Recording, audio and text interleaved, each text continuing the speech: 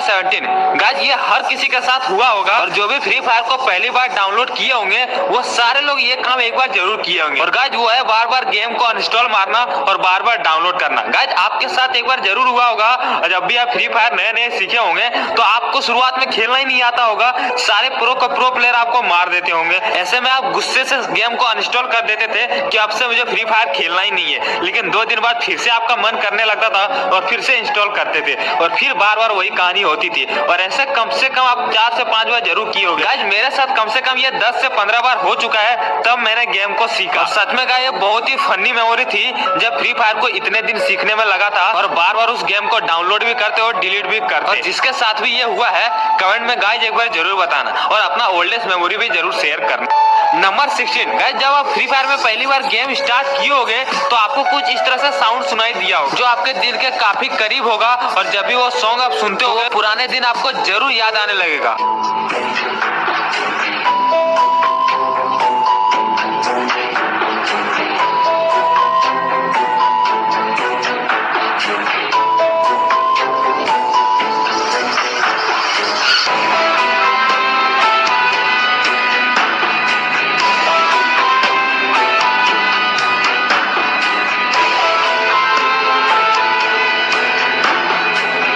ये था free fire का सबसे पहला थीम सॉन्ग और जब भी आप गेम को स्टार्ट करते हो गेम में जाते होगे तो आपको इस तरह का सॉन्ग सुनाई देता होगा जो आपको दिल के बहुत ही ज्यादा करीब हो। और ये सॉन्ग सुनने के बाद हो सकता है कि आप थोड़ा सा इमोशनल भी हो गए होंगे, क्योंकि मैं भी बहुत ही ज्यादा इमोशनल होता हूँ जब भी ये सॉन्ग सुनता हूँ। नंबर 15 गाइस, वो दिन भी कितना अच्छे दिन थे जब हम फ्री फायर में पहली बार उतरते थे तो हमें जो भी गन मिलता था वही हम सबसे बेस्ट गन मानते थे। हमें गन की कोई भी समझ नहीं होती थी, ना ही हमें पता होता था कि इसमें कौन सा अटैचमेंट लगाना है और इसका क्या काम है। जो भी चीजें मिलती थी हम उसे उठा लेते थे और बंदे को मारते थे। ना हमें ग्लूवॉल का टेंशन होता था, ना हमें ग्रेनेड का टेंशन होता था और ना ही किसी और चीज का। बस जो भी हाथ में मिले उसी को उठा के और दंदना के हम मारते थे बंदे को और बहुत ही ज्यादा खुश होते थे जब हम किसी को भी एक शॉट मार देते। नंबर 14 गाइस, क्या आपको वो दिन याद है जब हम गलती से किसी को भी अगर एक टैप मार के अगर हेडशॉट मारते थे तो हम कितना ज्यादा खुश होते थे कि हमने 1 टैप मारा, हेडशॉट मारा। हो भाई कितना बड़ी बात है हमारे लिए कि हम लोग 1 टैप मार दिए भाई, हेडशॉट मार दिए। उस वक्त हम लोग 1 टैप के बारे में जानते भी नहीं थे और गलती से अगर डेजर्ट टैगर से किसी को भी एक 1 टैप अगर लग जाता था इतना ज्यादा खुशी होती थी,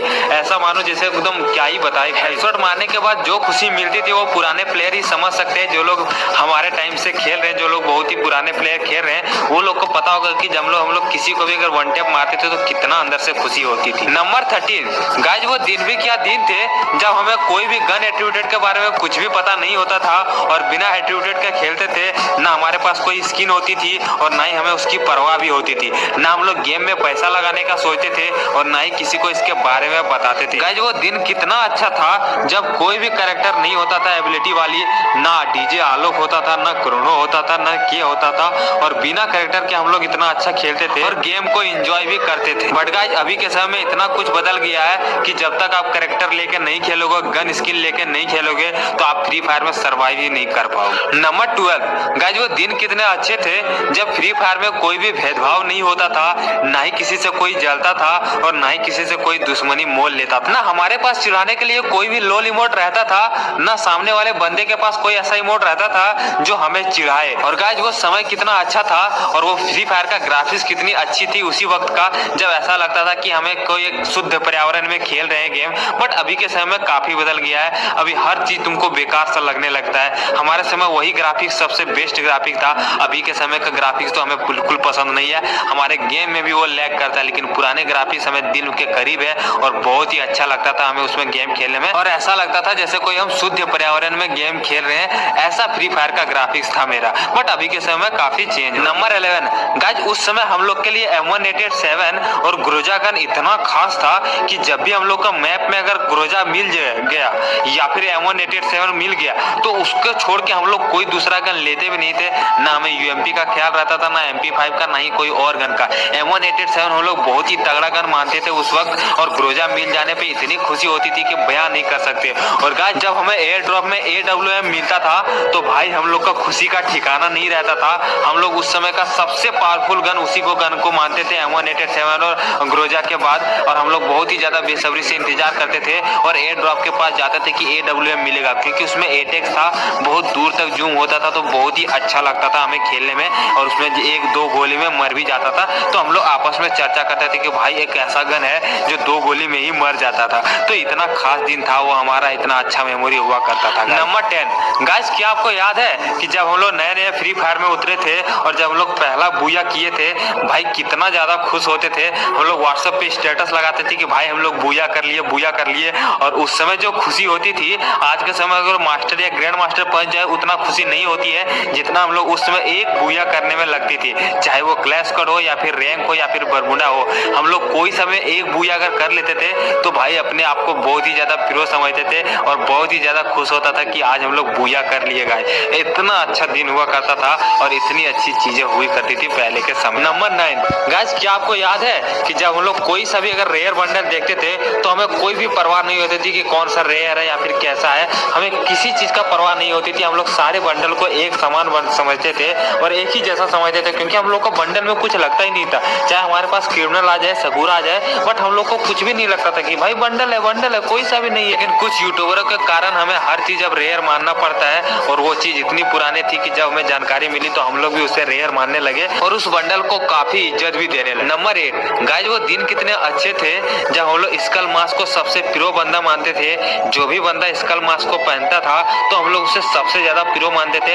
ऐसा लगता था हमें उससे कभी जीत ही नहीं पाएंगे और हम लोग उसको कभी मार ही नहीं पाएंगे, इतना हम लोग डरते थे जो भी कोई स्कल मास्क पहन के आता था। और गाइस, अभी जैसे डीजे आलो या फिर कोई और चीजों का गिव अवे होता है ना, हमें याद है वो उस वक्त की जब स्कल मास्क का गिव अवे हुआ करता था और लोग स्कल मास्क के लिए लाइन में लगा करते थे। इतना रेयर चीज हुआ करता था स्कल मास्क, बट अभी काफी कुछ बदल गया। नंबर 7 गाइस, उस वक्त जब हम लोग कोई सा भी अगर डीजे लोग देख लेते थे तो हमारा जो रिएक्शन होता था, इतना ओपी रिएक्शन होता था और इतना ज्यादा हम लोग उसके फैन हो जाते थे कि भाई यार डीजे आलोक आ गया, डीजे आलोक। वो लोग डीजे आलोक को जैसे ही ऑन करता था हम लोग उसके पीछे पीछे जाने लगते थे और बहुत इंजॉय करते थे जब तक वो डीजे आलोक वाला घेरा बंद नहीं हो जाता था और उसके पीछे पीछे हमेशा जाते थे। और हम लोग को ऐसा लगता था कि सबसे प्रो बंदा वही है जिसके पास डीजे आलोक हो और हम लोग उसके पीछे ही जाते थे और सोचते थे कि हम लोग अब मैच जीत जाएंगे। तो डीजे आलोक का इज्जत उस वक्त इतना हुआ करता था और सब लोग लेने के लिए इतना तरसते थे। आपको पता ही होगा कि अभी भी डीजे आलोक का कितना क्रेज है,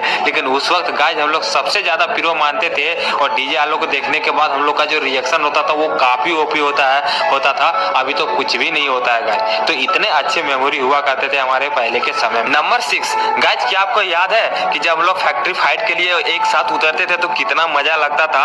हम लोग के पास कला कैरेक्टर नहीं होता था फिर भी हम लोग फिस्ट फाइट करते थे, क्योंकि हम लोग का कैरेक्टर कुछ समझ ही नहीं होती थी कि कला कैरेक्टर में क्या होता है और दूसरे कैरेक्टर में क्या होता है। बस हम लोग मुक्के से लड़ना पसंद करते थे और इसी कारण हम लोग फैक्ट्री में उतर जाते थे और बहुत ही मजा लगता था गाइस। भी उस वक्त जरूर एक ना एक बार फैक्ट्री में गए होंगे और बिना कला का फाइट किए होंगे। नंबर 5 गाइस, क्या आपको याद है कि जब हम लोग पहली बार फ्री फायर में खेलते थे और किसी बंदे को क्या हम लोग बॉट को मारते थे और इतनी खुशी होती थी बॉट को मारने के बाद, हम लोग का रॉकस्टार वाली फीलिंग आती थी कि भाई हमने मार दिया बॉट को। और आपको पता है कि जब हम लोग नए नए गेम खेलते थे या फिर जब भी नए नए गेम को स्टार्ट करते थे हम लोग को बॉट ही मिलता था, क्योंकि हम लोग का लेवल बहुत कम होता था और उस लेवल में बॉट ही आता है। और उसको मारने के बाद जो फीलिंग आती थी अभी के समय रॉकस्टार को भी मार दे तो वो फीलिंग नहीं आएगी गाइस। इतनी अच्छी मेमोरी थी हमारी उस पुराने फ्री फायर। नंबर 4 गाइस, क्या आपको याद है कि जब हम लोग का पास कोई सा भी अगर इवेंट आता था उसमें हमें फ्री में कुछ भी चीजें मिल जाती थी, कोई सा भी बंडल अगर मिल जाता था तो कितना ज्यादा हम लोग खुश होते थे।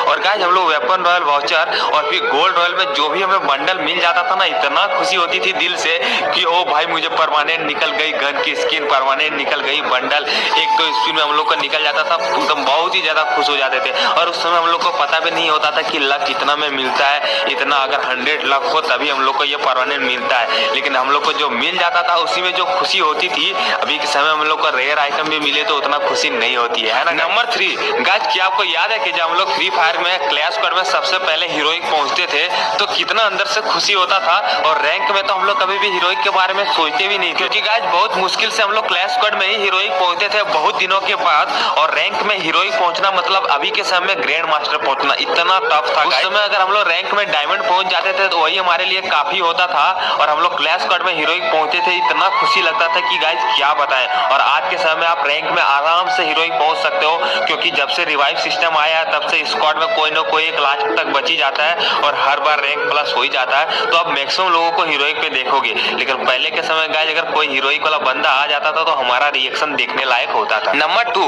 गाइज, अभी आप किसी के भी साथ अगर गेम खेलो, कोई भी नए फ्रेंड आ जाए, कितने भी लेवल का हो जाए, लेकिन आपको उस तरह का मजा नहीं आएगा जब आप लोग फ्री फायर में सबसे पुराने दोस्त के साथ खेले होगे, जो लोग आपको गेम सिखाए होगे, उसके साथ खेलने में जितना मजा आता होगा गाइज, अभी के समय में आप किसी के साथ खेल लो उतना मजा नहीं आता है। और सच में मैं भी जब भी खेलता हूँ तो मुझे भी मजा नहीं आता है। जब मेरे पुराने दोस्त आते तो मुझे खेलने में बहुत मजा आते हैं। और मेरे पुराने दोस्त और मेरे पुराने भाई जिन्होंने मुझे फ्री फायर खेलना सिखाया, वो जब भी अभी ऑनलाइन होते हैं मैं उसके साथ जरूर खेलता हूँ। और उन्हीं में से एक है सबसे पहले जिन्होंने मुझे गेम सिखाया था, वो था रवि नाम का, फिर राहुल, फिर नीरज वाईटी और फिर राधे। ठीक है, ये 4 बंदा अभी भी हमारे गिल्ड में है और ये लोग जब भी गेम में ऑनलाइन आता मैं हमेशा खेलता हूँ इन लोगों के साथ, क्योंकि बहुत मजा आता है। बाकी नए प्लेयर के साथ खेलने में बिल्कुल भी मजा नहीं आता और आपके साथ भी ये जरूर होता होगा गाइज। ठीक है, नंबर 1 गाइज, आप लोग को गेम खेलने में बहुत ही ज्यादा कम समय लगा होगा, जल्दी से जल्दी सीख गए होंगे, लेकिन ये चीज मैं आपको गारंटी के साथ कह सकता हूँ कि ग्लोअल लगाने में आपको बहुत ही ज्यादा टाइम लगा होगा।